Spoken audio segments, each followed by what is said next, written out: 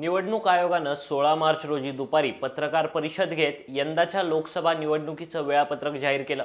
निवडणूक आयोगानं सांगितल्याप्रमाणे यंदाच्या वर्षी देशात 543 लोकसभा जागांसाठी 7 टप्प्यांमध्ये लोकसभेची निवडणूक पार पडणार आहे। यामध्ये पहिल्या टप्प्याचं मतदान 19 एप्रिलला होणार असून 7व्या टप्प्याचं मतदान 1 जून रोजी होणार आहे, तर देशात 4 जूनला मतमोजणी केली जाणार आहे। सोबतच 6 जूनच्या पूर्वी संपूर्ण मतदान प्रक्रिया संपवण्याचं उद्दिष्ट निवडणूक आयोगानं समोर ठेवलं आहे। यावेळी महाराष्ट्रातील 48 लोकसभा जागांसाठी एकूण 5 टप्प्यात मतदान पार पडणार आहे।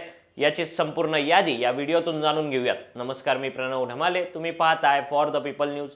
महाराष्ट्रातील एकूण 48 लोकसभा जागांसाठी एकूण 5 टप्प्यात मतदान पार पडणार आहे। यामध्ये पहिल्या टप्प्यात 19 एप्रिल रोजी रामटेक, भंडारा गोंदिया, गडचिरोली, चिमूर, चंद्रपूर आणि नागपूर या 5 लोकसभा जागांसाठी मतदान होईल।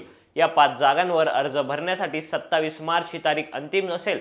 शिवाय 30 मार्च पर्यंत उमेदवारांना अर्ज मागे घेण्याची मुदत असेल। मतदानाच्या दुसऱ्या टप्प्यात 26 एप्रिल रोजी महाराष्ट्रातील बुलढाणा, अकोला, अमरावती, वर्धा, यवतमाळ, वाशिम, हिंगोली, नांदेड आणि परभणी या 8 जागांवर मतदान प्रक्रिया पार पडेल। या 8 जागांवर अर्ज भरण्यासाठी उमेदवारांना 4 एप्रिल पर्यंतची मुदत देण्यात आली असून 8 एप्रिल पर्यंत उमेदवार अर्ज मागे घेऊ शकतात। तिसऱ्या टप्प्यात महाराष्ट्रातील रायगड, बारामती, उस्मानाबाद, लातूर, सोलापूर, माढा, कोल्हापूर, सांगली, सातारा, रत्नागिरी, सिंधुदुर्ग आणि हातकणंगले या 11 जागांसाठी 7 मे रोजी मतदान होईल। या 11 जागांवर उमेदवारांना 19 एप्रिल पर्यंत अर्ज दाखल करता येईल। याशिवाय अर्ज मागे घेण्यासाठी 22 एप्रिल पर्यंतची मुदत असेल।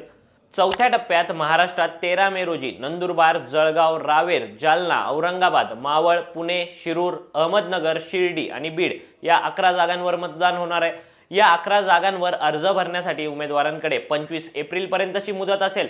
शिवाय 29 एप्रिल पर्यंत उमेदवार अर्ज मागे घेऊ शकतात। मतदानाच्या 5व्या टप्प्यात 20 मे रोजी महाराष्ट्रातील धुळे, दिंडोरी, नाशिक, पालघर, भिवंडी, कल्याण, ठाणे, उत्तर मुंबई, उत्तर पश्चिम मुंबई, उत्तर पूर्व मुंबई, उत्तर मध्य मुंबई, दक्षिण मध्य मुंबई आणि दक्षिण मुंबई या 13 जागांवर मतदान पार पडेल। या 13 जागांवर अर्ज भरण्यासाठी उमेदवारांकडे 3 मे पर्यंतची मुदत असेल। सोबतच या जागांवर उमेदवार 6 मे पर्यंत अर्ज मागे घेऊ शकतात। ही होती महाराष्ट्रातील 48 लोकसभा मतदारसंघातील मतदान कधी आणि कुठे होईल याविषयीची माहिती। यापैकी तुमचा मतदारसंघ कोणता आणि त्या ठिकाणी किती तारखेला तुम्हाला मतदान करावं लागणार आहे ते व्हिडिओच्या खाली दिलेल्या कमेंट बॉक्समध्ये कळवा। व्हिडिओ आवडला असेल तर लाईक करा आणि अशाच नवनवीन व्हिडिओसाठी फॉर द पीपल न्यूजला सबस्क्राईब करायला विसरू नका। धन्यवाद।